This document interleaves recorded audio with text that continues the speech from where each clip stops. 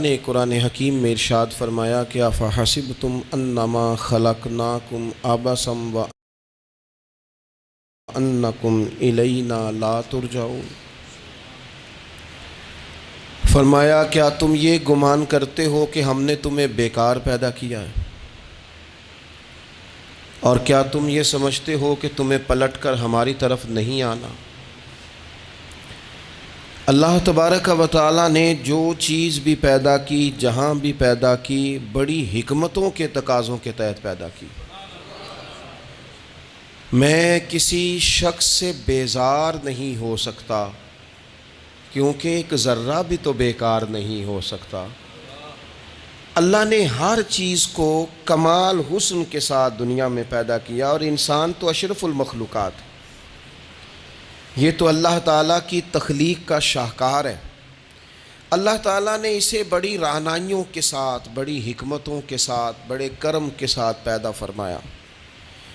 اس کو اللہ تعالیٰ نے سمجھنے کی، بات کرنے کی، اپنا ما فی الضمیر کہہ دینے کی صلاحیت عطا فرمائی۔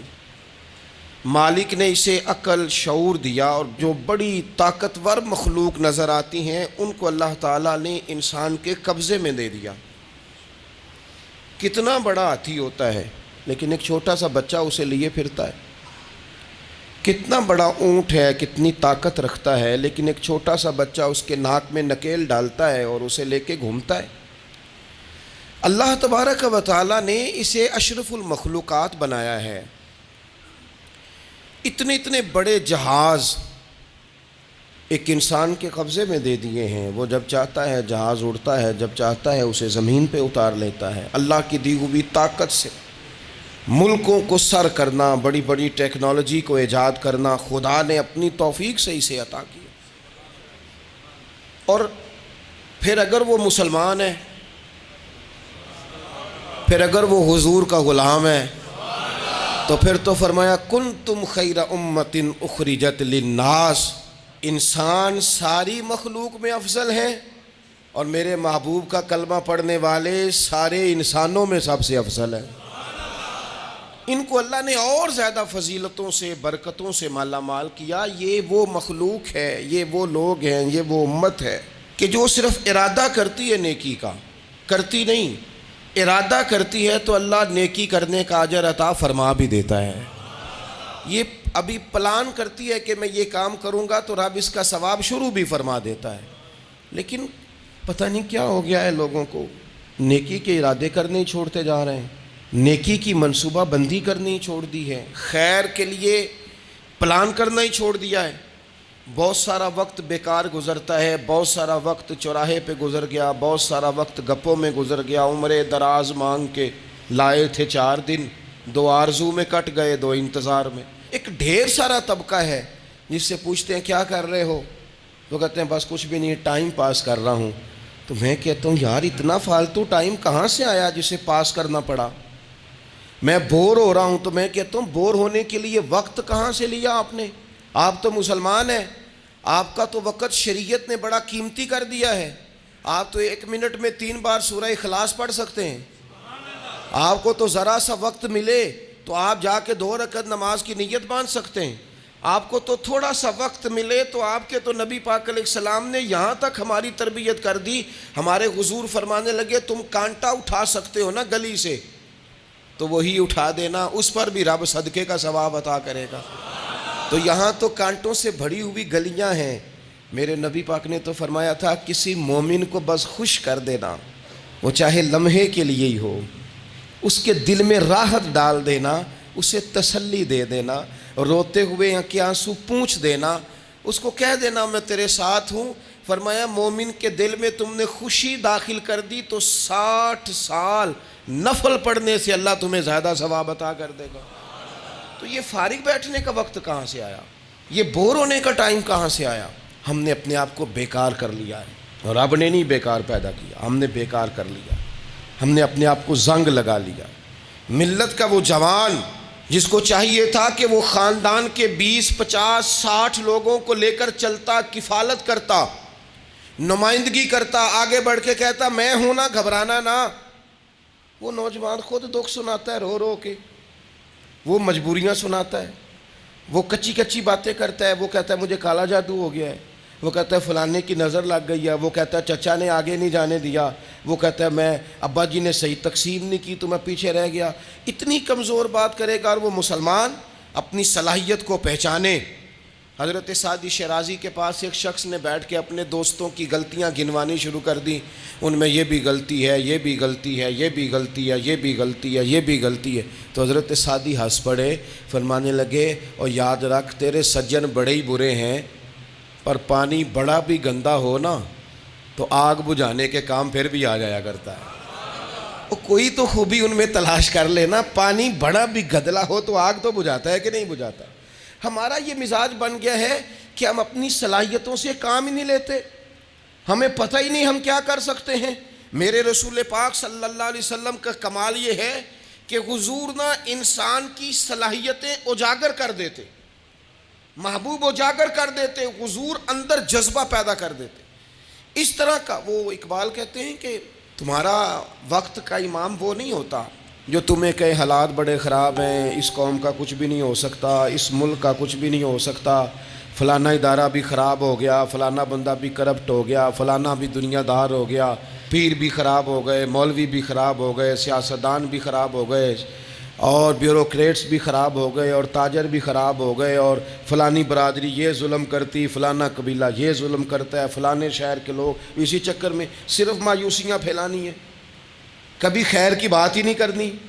لیکن اقبال کہتے ہیں کہ ہے وہ تیرے زمانے کا امام برحق جو تجھے حاضر و موجود سے بیزار کرے اور موت کی شکل میں دکھلا کے تجھے جلوہ یار زندگی تیرے لیے اور بھی دشوار کرے، وہ تیرے اندر رمق پیدا کرے۔ آج جو حاجی غار سور پہ جاتے ہیں تو یہ لوگ پانی کی بوتل ان کی بغل میں ہوتی ہے، رستے میں 3-4 جگہ بنی ہوئی ہیں، پانی پئیں، چائے پئیں، جوس پئیں، بندوبست ہے، آپ کے کھانے پینے کے لیے آپ چیزیں خرید سکتے ہیں۔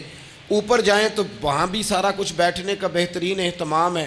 جب حضرت صدیق اکبر گئے تھے تو دن کو نہیں گئے تھے، رات کو گئے تھے، اور جناب اسماء بنت ابی بکر جب رات کو کھانا لے کے جاتی تھی تو وہاں تو دن کو آج بھی 1400 سال کے بعد بھی آبادی کوئی نہیں۔ اس وقت کیا منظر ہوگا، اور اب رستہ بن گیا تھا، اب تو رستہ بھی نہیں تھا۔ تو حضرت اسماء کہتی ہیں میں اکیلی روٹی پکاتی تھی، پھر اسے باندھتی تھی، پھر میں یہ نہیں کہ 2-4 میرے ساتھ ساتھی چلو تو پھر غار سور پہ چلتے ہیں، لوگ تو یوں جاتے ہیں نا۔ فرماتی میں دیکھتی تھی ادھر ادھر کہ کوئی ہے تو نہیں، دیکھ تو نہیں رہا۔ جب کوئی نہیں ہوتا تھا تو رات کو جاتی تھی اور غار پہ کھانا دے کے آتی تھی، اور حضرت صدیق اکبر نے حضور کو کندھوں پہ بٹھا کے کہا تھا حضور پتھر نکیلے ہیں، ان کی نوک تیز ہے، کہیں مقدس قدموں کو تکلیف نہ دیں، اگر مہربانی کریں تو میرے کندھوں پہ نہیں بیٹھ جاتے۔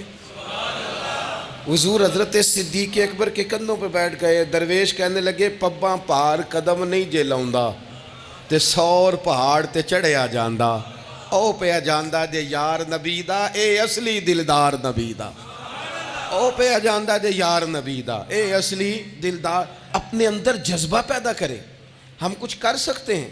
غریب ساری زندگی دکھ ہی سنائے گا کہ میں غریب، اس نے محنت کب کرنی ہے، جد و جہد کب کرنی ہے، اس نے آگے کب پڑھنا ہے، وہ کب تک یہ کام کرے گا۔ اپنی زندگی کے اندر شعور پیدا کریں اور اپنی صلاحیت سے کوئی نفع لیں۔ آپ کیا کر سکتے ہیں زندگی میں؟ میں نے کہا کچھ نہیں کر سکتے، گلی سے روڑا تو اٹھا سکتے ہیں کہ نہیں؟ کچھ انقلاب اپنے مزاج میں پیدا کریں، کچھ تبدیلی پیدا کریں۔ اس کے لیے سب سے زیادہ ضروری یہ ہے کہ ہم اپنے اندر اخلاقی تبدیلی لانے میں کامیاب ہو جائیں۔ کائنات میں ایک قوم وہ سمجھتی ہے جن کا اخلاق سنور جاتا ہے، اور جو لوگ اپنے اندر اخلاقی تبدیلی نہیں نہ لاتے، آپ دیکھیں نبی پاک علیہ السلام کا انقلاب کس طرح کا ہے۔ عرب کے لوگ سمجھتے تھے کہ معاف کرنا بزدلی ہے، صبر کرنا بزدلی ہے۔ وہ کہتے تھے یہ کیا بات ہوئی، ہمارا دشمن کیا سمجھے گا کہ بزدل ہے، انہوں نے معاف کر دیا ہے۔ وہ کہتے تھے معاف کر دیں تو کمزور پڑ جائیں گے، سامنے والا کہے گا کہ ان کے پلے کچھ نہیں، معاف کر دیا۔ اور ہمارے زمانے میں آج معاف کمزور آدمی کرتا ہے، طاقتور آدمی معاف نہیں کرتا۔ وہ جس کے پاس طاقت نہیں ہوتی وہ کہتا ہے ٹھیک ہے میں نے اللہ پہ چھوڑ دیا، حالانکہ اس نے بھی اچھا کیا، پر کمال تو یہ ہے کہ تیرے پاس ساری طاقت ہو پھر بھی تو فیصلہ اللہ پہ چھوڑے۔ اور حضرت موسیٰ کلیم اللہ علیہ السلام نے عرض کیا تھا مالک تیرے بندوں میں تیری نظر میں معزز کون ہے؟ تو رب کریم نے فرمایا میرے کلیم جس کے پاس بدلہ لینے کی طاقت ہو پھر بھی معاف کر دے وہ رب کی نظر میں بڑی عزت والا ہے۔ عرب کے لوگ سمجھتے تھے یہ بزدلی ہے کہ میں معاف کر دوں، لیکن حضور نے ان کو اخلاقی طور پہ بدل دیا، اور نبی پاک نے فرمایا معاف کرنا بزدلی نہیں، یہ تو اعلیٰ ظرفی ہے۔ تو پھر کس طرح بھلا معافی ان کو ہوئی؟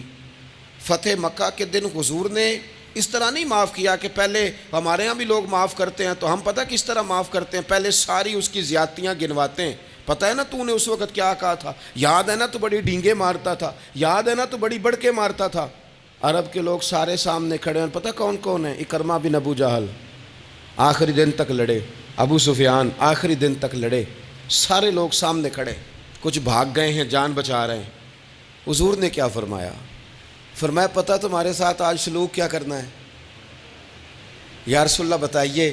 تو نبی پاک نے فرمایا وہی کرنا ہے جو جناب یوسف نے بھائیوں کے ساتھ کیا تھا، بات ہی کوئی نہیں کرنی، پچھلا قصہ چھیڑنا ہی نہیں، نہ کانٹے بچھانے کی بات کرنی ہے، نہ روڑے مارنے کی کرنی ہے، نہ بدر میں آنے کی کرنی ہے، نہ احد میں پتھر مار کے دانت شہید کرنے کی بات کرنی ہے، نہ خندق کی بات کرنی ہے، نہ خیبر کی کوئی بات۔ جاؤ نہ معاف کیا، بات ہی کوئی نہیں کرنی، معافی دے دی۔ ابو سفیان کہنے لگے حضور مجھے بھی معافی ہے۔ سونیا تیرے کرم پہ قربان جاؤں۔ میرے کریم فرمانے لگے تو قبیلے کا سردار ہے، مکہ شریف کے لوگ تجھے بڑا سمجھتے ہیں، دیکھ حضور معاف بھی کرتے ہیں اور عزت بھی دیتے ہیں۔ فرمایا جا میں نے تجھے معاف کیا، اور جو تیری حویلی میں آ کے پناہ لے لے گا میں اسے بھی معاف کر دوں گا، اسے بھی معافی مل جائے گی جو تیرے گھر آ جائے گا۔